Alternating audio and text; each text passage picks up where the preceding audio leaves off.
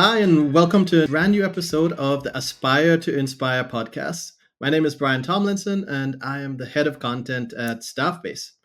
Today, we're speaking to Dr. Abbie Maroño. Dr. Abbie is a top 1% behavioral scientist, the director of education at Social Engineer LLC, as well as an author and TEDx speaker. Dr. Abbie, welcome to the show. Thank you for having me.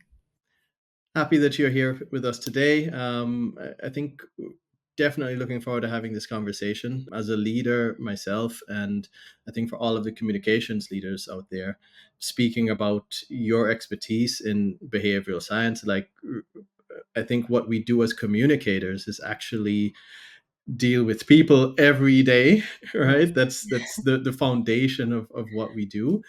So looking forward to getting your insights into just simply how better for us to communicate as people, also communicating with ourselves, right? Yes. So maybe you can tell us a little bit about yourself just to get going. Yeah. So, as you said, I'm a behavioral scientist. I actually work in cybersecurity full time, looking at how we can understand human vulnerability and protect against bad actors. But generally, I work in things like well being, um, self awareness, self limiting beliefs, anything that is to do with understanding people from anthropology perspective, from a neuroscience perspective, from general psychology, sociology. I kind of try and bring those all together to then understand how we can be better as individuals and be better as teams. Okay, that's awesome. That sounds. I'm ready to like sink my teeth in there. That's I think it's so interesting overall. Um, I think one thing that I would love to know, like, what made you decide to get into behavioral science? What was the thing that caught your attention? It was like, this is definitely what I want to do. So I know I wanted to do psychology since I was 17 years old. Okay. It helped me understand my own behavior. And from that, I just kind of fell in love with it. And I knew I wanted to be a professor as soon as I started university. I worked with one of my lecturers. I had this idea about a research paper and I brought it to him and he just said, "Have you told anyone this idea?" And I said, "No." And he said, "Well, don't, because it's not been done before. So if you want to do it, we'll work together." So we worked together and we ended up getting the paper published. And I was 19, so I was still in my first year. Mhm. And from the moment that I got my first paper published, I realized that this is what I want to do for the rest of my life, because there were questions about human behavior that we didn't know the answers to. And to be part of the journey of figuring out what the answer was so exciting because it's a step forward in science. Even if it's just the tiniest, Yeah. tiniest step forward, it was a step forward. And every single paper I've done since, and when I was doing my PhD and I had all these questions, you realize it's just such a privilege to be part of that scientific endeavor. Mhm. And I love not knowing the answers.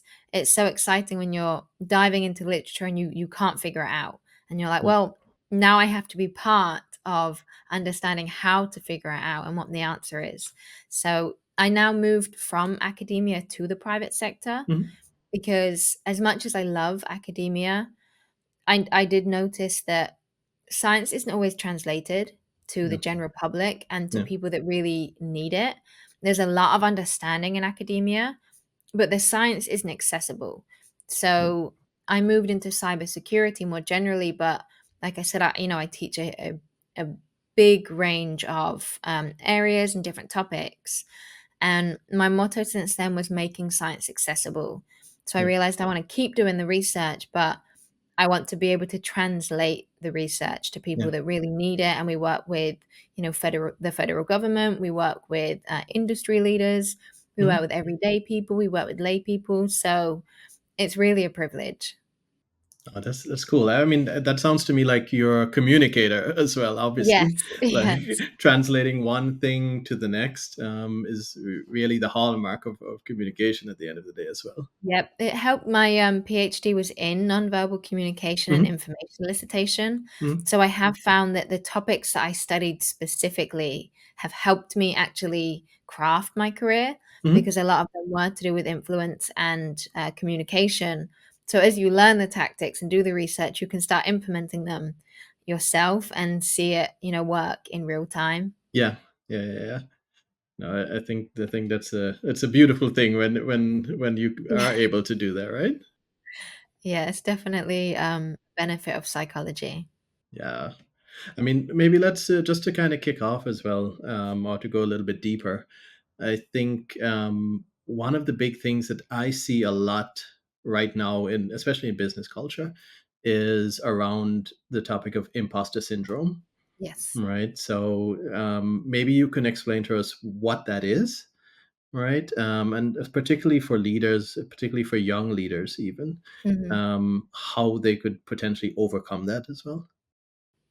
Yep. So imposter syndrome is really that feeling of, it's in the name, feeling like an imposter, feeling like you don't really know what you're doing and you're a fraud. And we have this overwhelming feeling that people are going to find out that we don't know what we're doing Yeah. because we look at everybody else and we're like, oh, they know exactly what they're doing. I have no idea. I'm the fraud here. I need to try and keep this mask on. And it's really stressful Yeah. because you have to put up this facade almost like you know exactly what you're doing when you are a little bit lost. Yeah. And we think that we are the only ones that experience that. And what it stops us doing is often asking for help. Mhm. Because if we don't know what we're doing and we're a little bit lost, if we say, please, could you help me? We're like, they're going to know that I'm a fraud. So I have to keep up this persona that I know exactly what I'm doing, that everything is perfect, that, I've been doing this for years. And what we forget is everybody was a beginner. If you've started a new job, even if you've been working in that industry for a very, very long time, it's still new. You're Yep. still in a new place. You're still in a new company. You're still in a new dynamic. So you're going to have a period where you feel like an imposter, Mhm. or you've just moved up the corporate ladder.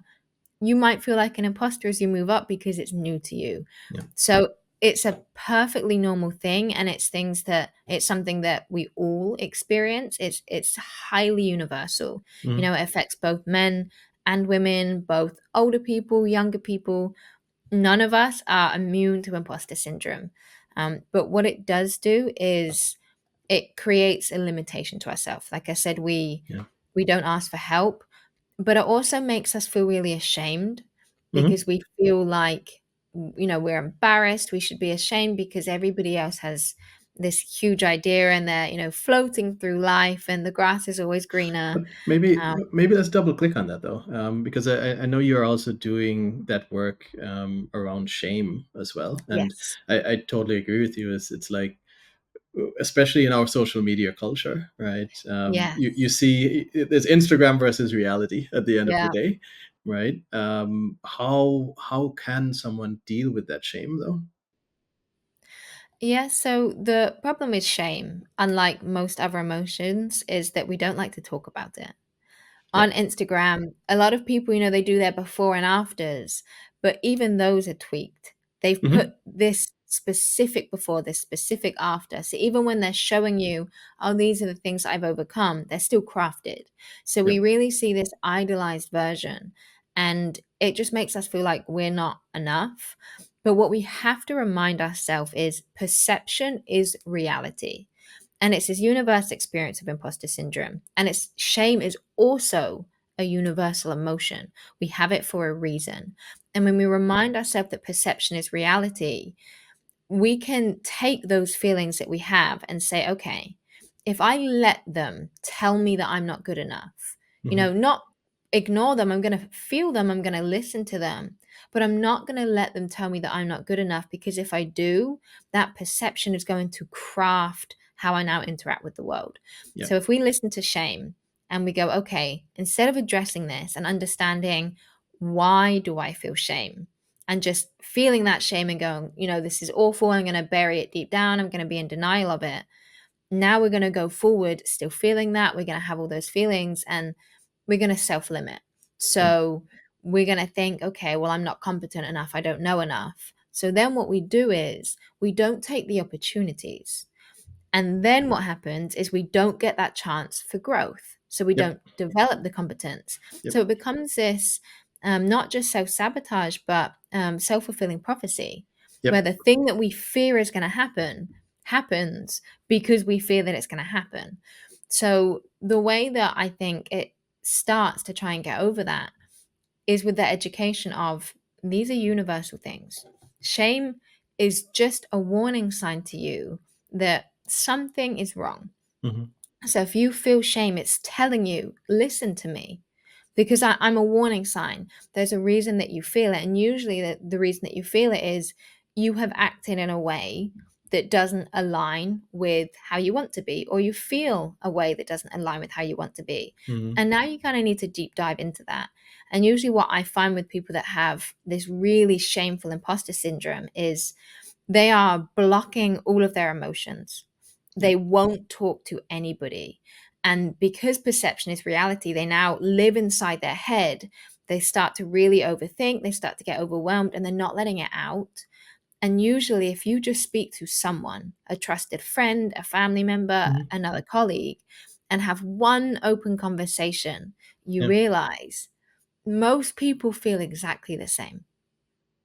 And when you go on Instagram, and like you said, we're seeing these idolized versions, Yeah.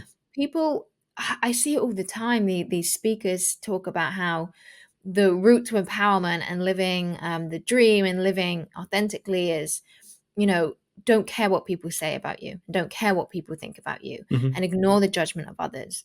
Well, that's not how we're wired as human beings. That is an impossible thing to reach because we Yeah. care. We Yeah. are wired that way. So when we see that, it makes us feel like our emotions are, somehow wrong. Yeah. But what actually we should remind ourselves is when people teach us that and they say to live shame free and just to remove those feelings, what they're doing is denying their human experience of emotions.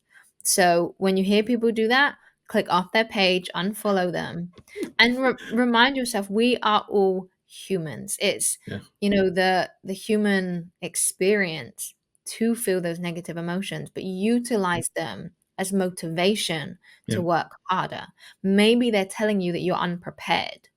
So listen to them, don't bury them, and then move forward.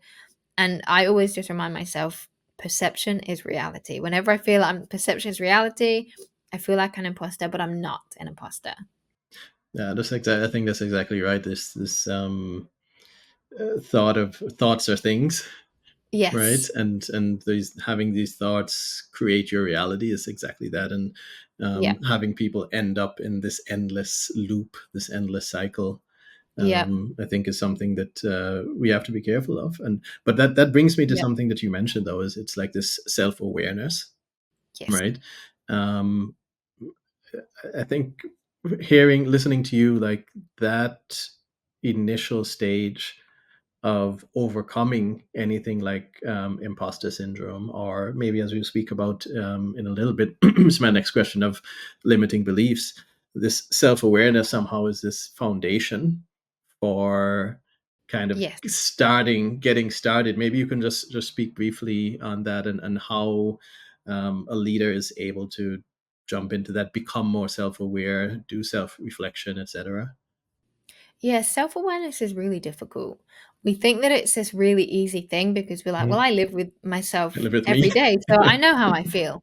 But most of the time, what we're actually doing is just letting our emotions kind of take over and we're just going with them. We're Mm. not really stopping to introspect. Mhm. And when we self reflect and we think, okay, well, why did I do that? And we ask ourselves that question and we think, oh, well, I did it because, for this quick reason that I'm pulling out.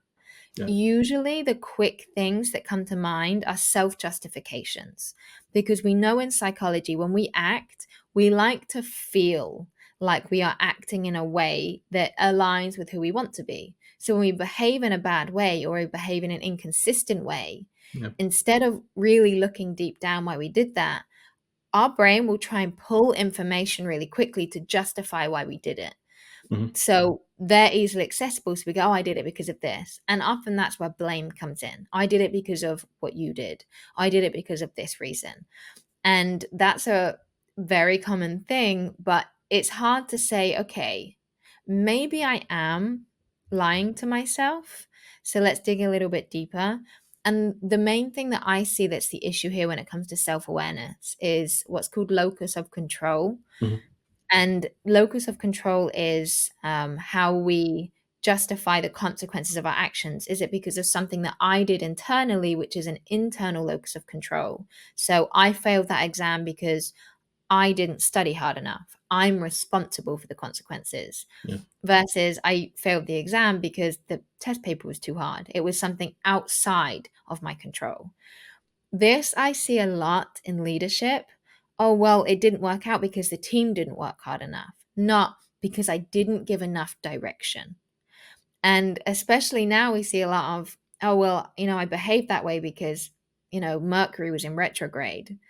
And everyone's like, oh, okay, of course. And it's like, well, you didn't really behave that way because of the alignment of the planets. You Yeah. behaved that way because of something else, something internal. Yeah. Are you denying your emotions? Did you have a bad day? Did you have, we have personal problems going on, medical issues. Hmm. Did you allow those to come into your professional life and affect how you interacted with people?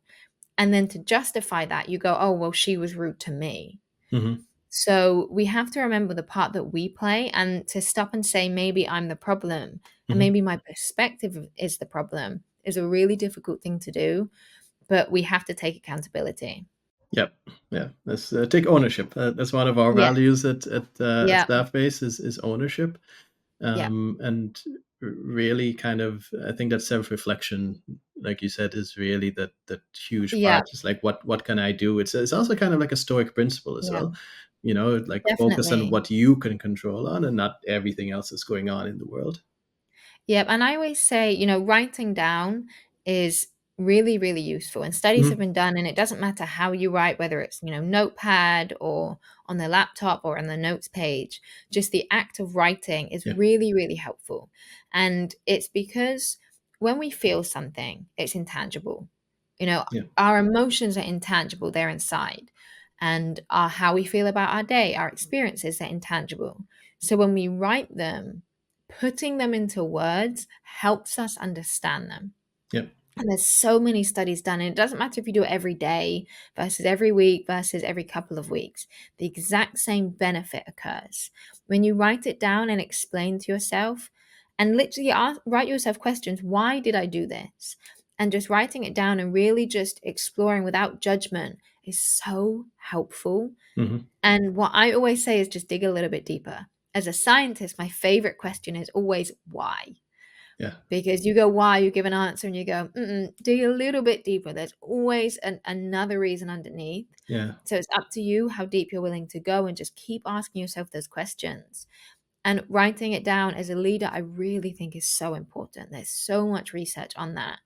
And a lot of people are really hesitant because they think, oh, well, that's something that, you know, just women do, or that's something that is, for hippies or people that Hmm. do all this mindfulness practice. And it's, or people that do spirituality. And we forget there's a huge amount of neuroscience research to mindfulness Yeah. and to journaling, that it benefits us as communicators. And you can not want to do that because you don't think that it keeps up this, persona that you have.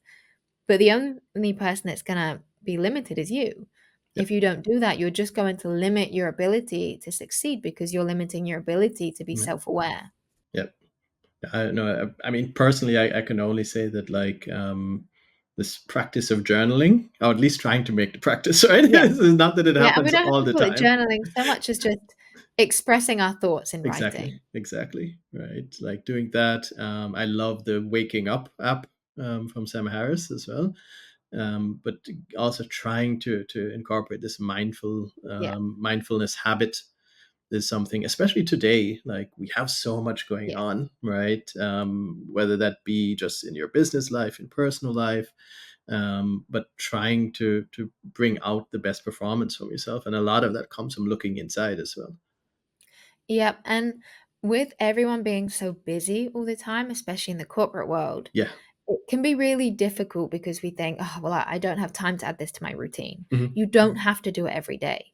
And I'm the same. I never know what day it is. I just know what my calendar tells me I have to do that day. Yeah. So what I try and do is add it into my calendar. I Hmm. will literally put in a slot of half hour to go and sit on my balcony Yeah. and just have a cup of tea Yeah. and just be quiet for half an hour Yeah. and then come back in. And I don't do that every day. I do that every couple of days. or sometimes it's a busy week, but I try and get things like that in. And if you know that you are very calendar driven, Hmm. the same way that I am, and I know that my team are very much the same. None of us ever know when it is Yeah. anymore. We just know tasks. Yeah. So Yeah. block it into your calendar.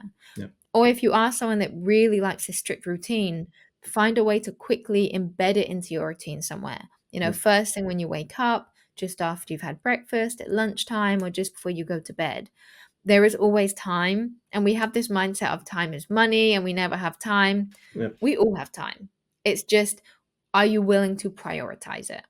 What do you think stops us from taking these like 5 minutes? Like because you have these little habits that Yeah. we know can help us, like meditating or Yeah. journaling, etc.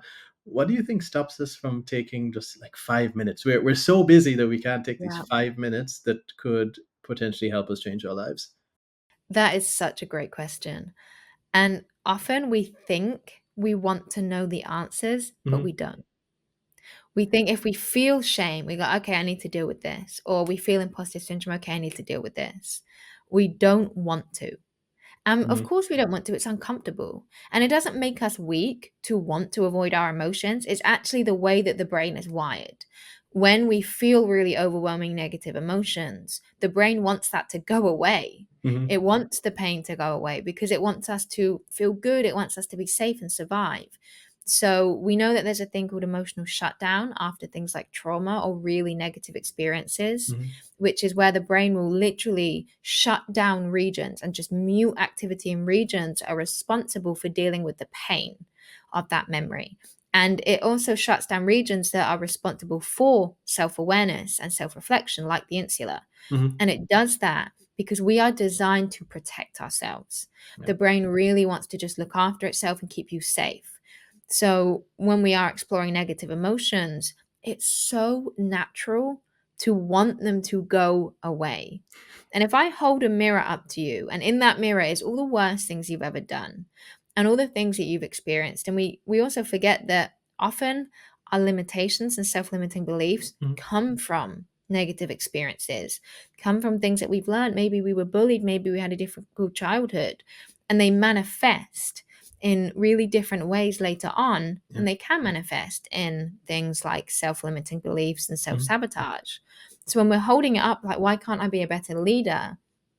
Well, the answer isn't always as simple as I just need to communicate better, because a lot of that we carry on, we carry over from our childhoods or from, previous relationships. And holding that mirror up and looking into it without, turning it around or looking away Hmm. is really difficult.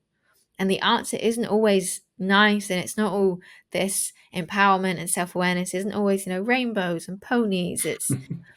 It's really difficult, Yeah. and it's confronting, and it is difficult. Growth is so uncomfortable. It's hard. It really is. So when we say, well, I'm self-reflecting, why aren't I getting any better? Well, because you don't want to do those 5 minutes, and you don't really want to ask yourself those questions because it hurts and it's uncomfortable, but that's where growth happens. Yeah. Yeah. No, that's perfect. I mean, how, because you mentioned there about limiting beliefs. I'm not going to necessarily ask exactly about limiting beliefs because I think we've touched on that a bit, Yes. but more, how does that affect women versus men Mm, in the leadership space? Because, today we have more and more, thankfully, yeah. more and more female leaders. Yes. Um, how do the limiting beliefs affect women versus men? Because I remember reading an article recently, and I think the whole topic of limiting beliefs actually comes from two women who founded kind of this movement and gave it actually the name limiting beliefs. So and that's also tied to imposter syndrome. So would Yes. love to hear your thoughts on that as well. Yeah, so definitely times have changed, Hmm. and women have fought so hard for empowerment. Hmm. And in some spaces is now, I used to consider myself a feminist and now I wouldn't, Yeah. because I do think that the title and the movement has got different connotations now. And in some spaces, a lot of people say, well, empowerment is man hating and superiority to men. And then Yeah. in some spaces, they're like, it's just being equal. Hmm. So there is definitely a big shift, and it can be very turbulent. Hmm. But women have come such a long way, and it's been this tough but incredible journey. And now in law, we have equal opportunity. Now, Yeah. there are things like pay gaps in some industries, Yeah. and there are not pay gaps in other industries. And then there's pay gaps because of not because of a lack of opportunity, but because of choice and because of types of careers. So I would really say that that isn't, I mean, that's case dependent. Yeah. But when it comes to actually self limiting beliefs and imposter syndrome, we tend to think that women get it a lot more severely. But when we look in the academic literature, it's equal. Okay. Men and women experience it equally, but the way we express it is different, and the way we cope with it is different. So women are more likely to express it openly, and that's one of the reasons that we tend to think, oh, well, it affects women more Hmm. because women talk about it more. Men don't openly talk about it more. And we know that there is, a big perception of, well, men need to be masculine and women need to be feminine. And biologically we have those differences in general, but it's not, we have grown a long way. Hmm. And now what we do see is men are a little bit more open. So there is a shift coming, there is a change in tide, but there still is this lingering perspective that women are allowed to experience this and men aren't. But we're all human. Yeah. Our brains function pretty much exactly the same way. We all experience these emotions. Women are more open about it, but the way we cope with it is different. Okay. So women are more likely to get stressed over Hmm. it and feel anxiety. And that stress and anxiety can lead to self-limiting behaviors. So when women feel that, often what we see is they don't go for the opportunities Hmm. because they think, I won't get it. So I won't have this opportunity because it's going to be given to a man or someone else. So I won't go for it. So Hmm. they don't get it. And then that reinforces, oh, well, I didn't get it because I'm a woman. I didn't get the opportunity. But when you say, but did you fight for it? And they go, well, no, because it wasn't going to be given to me. Well, there you go. It won't be given to you because you didn't go for it. Going back into that loop, right? Yes. Yeah. The way that men tend to deal with it is they overcompensate. Hmm. So what we do see in the literature is when men feel that they have a lack of control in this area, they feel that they are an imposter, they will try and overcompensate. And then things like ego can get involved, and they try and be over controlling, or they might try and be overly dominant to prove that they know what they're doing, and accidentally show dominance instead of competence and confidence. And then they might micromanage. So Okay. when we understand that it's human, it's universal, and we can try and avoid going into those negative coping mechanisms. And when we really are in touch with our emotions and we self reflect, Hmm. instead of maladaptive coping, we can think, okay, I recognize that I feel this way, but I just feel it. So let me just do it anyway. And I did a recent TED talk, and I played on the concept of fake it till you make it. Hmm. But the way that I see it is feel the emotion, but fake the behavior. Your emotions are saying you're not going to get the opportunity. Yeah. You're not good enough. You're not this. Feel it, understand it. Don't pretend that it's not there, but just don't let it control you. Yeah. Feel it, but I'm just going to do it anyway. I Yeah. feel uncomfortable. My emotions are saying to me, dig a hole, lay in that hole and just, lay there and just don't go for it. I will feel that and I'll understand it, but I'm going to get up Yeah. and I'm going to do it anyway. Because when we do that consistently, big ways, small ways, eventually we do look back and we're like, wow, look how far I have come because I took those opportunities. But how can we? That makes me the question come to my mind. How can we as leaders inspire the women in our workforce then to, let's say, embrace that? Yeah. So it's really important that we make sure that everybody has equal opportunity. Yeah. And when I speak to women, a lot of them say, I've never had any issue. Yeah. But I have had some issues in my career getting up here because I did start very young, Yeah. and it can feel very demeaning sometimes. Like I did go to a conference and I was one of the speakers, and I think I was a professor, so I was 23. I Hmm. hadn't yet got my doctorate, but I was a professor. And I remember an older professor had come to me and was like, "Wow, who did you need to sleep with to get here?" And, Oh. it was like, wow, I didn't realize that we were still carrying these perceptions. And Hmm. that's something that, it really played on my mind. And then when I got this position as director of education, we had a podcast out and there were some comments on the podcast and they were, just about appearance. Hmm. And they had said that, my boss was only giving me this position to utilize having a female on it. And I had done some wide videos and some of the comments, almost every comment that was about me was appearance. Hmm. Despite that I was there teaching science, it was all just appearance. Yeah. And it can feel really demeaning and it can feel so deflating when you're trying really, really hard and your workplace are respecting you. They're giving you opportunity, but the public perception is is very different.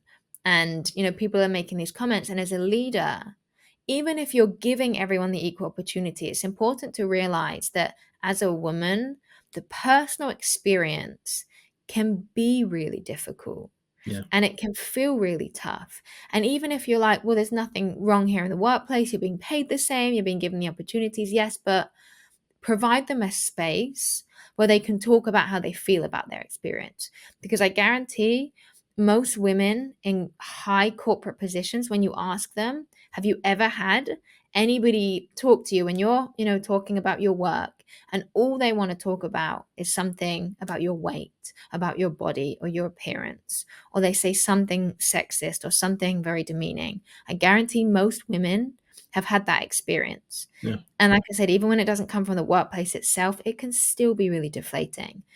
And when we are given this space to talk about that with other women, Hmm. and we all go, we can laugh about it. Yeah. And I had one of our teammates, she was teaching, she's an amazing teacher. And one of the classmates asked her for a threesome in the class. They didn't ask the male teacher, just Yeah. her. And she said she felt so small. Hmm. She felt so tiny and embarrassed.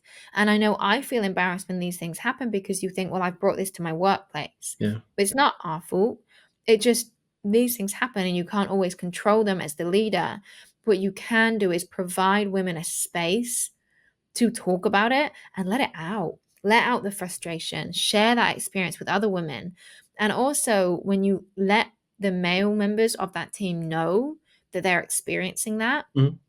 a lot of the time they go, wow, I had no idea. And just letting them be aware, it really does help this atmosphere because it stops women feeling that they're carrying this burden.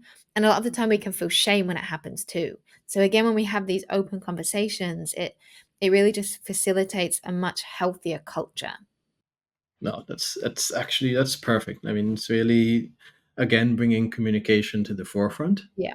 right, and providing that safe space, Yeah, right? because With you can be an amazing leader, but if you don't know that something is going on behind the yeah. scenes, you can't help. Yeah. So sometimes, like, there could be a barrier to why the team isn't being productive Hmm. or why there seems to be this really negative atmosphere in the team. And you think you're doing everything right, but all you aren't doing is just opening the doors to, is there anything else weighing on you that we haven't talked about? Because I Yeah. might not have thought about it as a leader. So Yeah. when you do open the doors to that open conversation, you're given more information, and information is power. You can now try and work towards a solution for that. Yeah. Yeah. I totally agree. I think as a leader, like having that empathy and being able Yes. to say, "Hey, you can come to me," Yeah. is so important, right? And Yeah. it doesn't mean that someone will always come to you, but making sure that the door is really open Yeah. is a very very key part of the leadership. Cool. I mean, let's jump to a wholly different topic, actually, but I know it's something that's hot on your mind, on everyone's mind, and that's AI. Um, Yes. how do you? What's your perspective on AI? First of all, as a behavioral scientist, and also like, how do you see? Do you think we can keep our humanity? Yeah. So AI concerns me as an educator and as a scientist because, and as an academic too, because I think a study just came out and it was like 22 million papers have been submitted through Turnitin Mm. that were AI generated in universities. And Wow. it's really worrying because this is how we learn. We learn through writing, we learn through seeking out information. Mm. And the process of seeking information is really important to the consolidation of that information. So when I want to find an answer to a question and I read 20 research papers to find that answer, it's going to be more consolidated than if I take 30 seconds to go ask ChatGPT. And it's that process of learning that really helps. And when we don't use a skill like a muscle, it weakens. Yeah. If you are training biceps every day for years and then you stop, the muscle doesn't keep growing. You can have muscle memory, but eventually it's going to get smaller. We Yeah. need to maintain. Well, the brain works the same way. When we have a particular skill set, we need to keep working that muscle. Just like if you learn a language and then you stop, Yeah. when you go back, you think, oh, I don't know how to say this. And you almost have to relearn. And when we're writing and when we're becoming scientists and we're just using ChatGPT, and we're only using ChatGPT, we're not working those muscles. So it does concern me, but it's not going anywhere. Mm. So for me just to say don't use ChatGPT, I mean, for me that's great. I wouldn't say I'm anti AI. I think that it's a great tool, but I do it does concern me for critical thinking. Mm. But that being blind to it isn't going to help anybody because it isn't going anywhere. So what we can do is use it as a tool and one tool in our tool belt, not the entire kit, just Yeah. a tool. It's not everything. So if you go on ChatGPT, and I think of it as when we're developing research studies or we have a question, if we just work alone, we get one perspective, we get our own thinking. So we don't really challenge ourselves.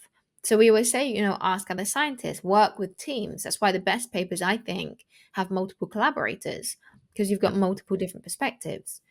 What ChatGPT does allow you to do and other AI platforms is get other perspectives. Yeah. So instead of having those conversations with 5, 10 scientists or, lay people or teams or collaborators, you get that perspective from ChatGPT. Yeah. But once you've had that, to also go and read the research. So if you're saying, well, can you tell me about these findings? It will tell you, but go and check. Yeah. Don't just use their words now. And you can say, okay, could you please provide me the reference for this? And then go and check it yourself. Because I have tested it. I've asked it to explain my research to me, Yeah. and it gets it wrong. It's told Oh. me the incorrect information. Yeah. And then you say, well, that's not correct. And then it goes, oh, yeah, sorry. But it still explains it a little bit wrong because in psychology, nothing is ever 100%. Yeah. There's always different perspectives to it. There's always different interpretations of the same data, also. Yeah. And part of learning as a scientist is to understand how to make those interpretations in your way, how to engage critical thinking. So that's a muscle we're not working with ChatGPT. So using it as another tool to gain quick information and then also direct you to other reading. Don't just stop reading academic papers. Don't stop writing academic papers and allow it to write it for you. Use it as a tool, but we have to kind of fight against using it completely. And that's Mm. a really difficult thing to do because it's so efficient. Why would I write this paper when it can write it for me? Yeah. But you have to think long term. Do you want this skill of being able to write that way? And I think that there's going to be much tighter controls on ChatGPT soon. So if you're using it and you're only using it, and say tighter controls come in now, and say we have technology that allows us to identify when it's being used, well, now what do you do? Yeah. Because now you're like, I Whoops. don't know how to use this skill anymore. Oops, now I have Yeah. to relearn. So just try and get out of that mindset of it's a complete crutch. Mm. It isn't. Don't disregard it, but you know, think for yourself also and try and integrate it instead of relying on it. Oh yeah, no, I totally agree with you in that. I mean, even coming from the, let's say, creator side, Yeah, right? yeah, It's very much a tool, right? So if you are a writer, like, it can generate ideas, it can even do a yes, first draft or so, but I think this is where your craft really comes into play, yes, right? And yeah, I think there's a lot to come, and I think it's very much for us to make sure that it is leveraged as a tool and not yeah. like you said as like this main crutch, that Yep, and we like uniqueness. So what yes, happens is everybody is using it. Well, everybody's going to start to sound the same. yeah, And I love reading books. Like I love especially reading Carl Sagan hmm, because he just has this way of writing where even if you don't know it's his book, you start reading and you're like, this is Carl Sagan. yeah, And yeah, I have the same with Bill Nye. As soon as I read anything written by them, I'm like, I know who this is yeah, because they just have this really distinct, amazing way the of voice, writing. yes, Yeah, their voice comes through. yeah, So use AI, but don't allow it to mute your voice. yep, And again, as an author, this really concerns me because you think, well, what's the publishing industry going to look like? But I do think that as it overwhelms different industries, we're going to start to crave this uniqueness yeah, because everything is going to start to feel the same. We really want something that feels human.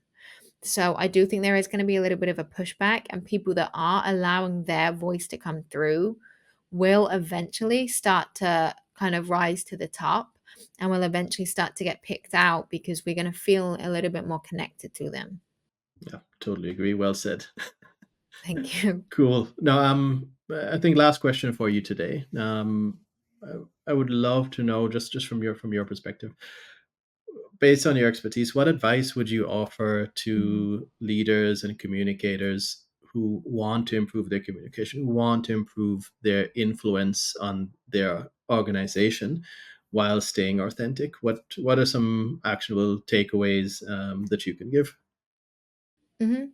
So we've already talked about self-awareness, things like Hmm. that. So I'll move forward from that and I'll move into more practical skills. Yeah, And I did say at the beginning, my background is nonverbal communication. yeah, So when it comes to influence and self-improvement, I'm always going to say nonverbal communication hmm, because perception is reality, but it isn't just within us, it's also how we observe other people. yeah, So if someone is trustworthy and competent and confident, but they don't look it, yeah, well, we're going to assume they're not. So if you have the right nonverbal communication where you understand how to appear confident, how to look trustworthy, how to look confident, you're going to appear that way and you're going to be able to open the door. So you've got to have both. You've got to actually have the skill set. And what I see a lot of people, they're great with their nonverbals, yeah, but it's a short term tactic. So they look really great. And then the more you actually interact with them, you realize it's just a facade and hmm, it doesn't do them any favors. So you've got to be able to have the actual skill set, but you've got to appear confident. And one thing we do is when we are anxious and when we're stressed, there's two behaviors that I would say are really key because I know we don't have a huge amount of time. hmm, When we get anxious and get nervous, we self touch. yeah, We rub our hands together, we touch our face a lot, and we do it because when we're anxious, our nervous system is overactive. When we self touch, especially the hands, the lips, the face, it activates the parasympathetic nervous system and calms us down. okay, So we do it because we're trying to calm ourselves down. yeah, But when we see someone do it, we think nervousness, we yeah, think stress, we think anxiety. Even if we don't consciously, we pick it up and we recognize that. And anxiousness really is the opposite of confidence. hmm, So when we see it, we think, okay, well, they're not confident. Therefore, they probably don't know what they're doing. Even if they do, again, perception is reality. yeah, So try and be mindful of things like self touch, and the other thing is, when we're feeling nervous and we're feeling small, we make ourselves small. We have this really unconscious drive and we try and almost disappear. Like if you don't want to be in a situation, hmm, we try and make ourselves small. And often like if we have a bag or we have objects, we even bring those close to us. We're okay, feeling uncomfortable. When we're confident, we get bigger, we take up space. Yeah. And I don't mean big like dominance. Dominance is taking up space, getting in other people's space. Hmm. Confidence is just the fluidity moving in your own space. So when you feel nervous and you walk into that meeting, you walk into that negotiation, think to yourself, what is my body doing?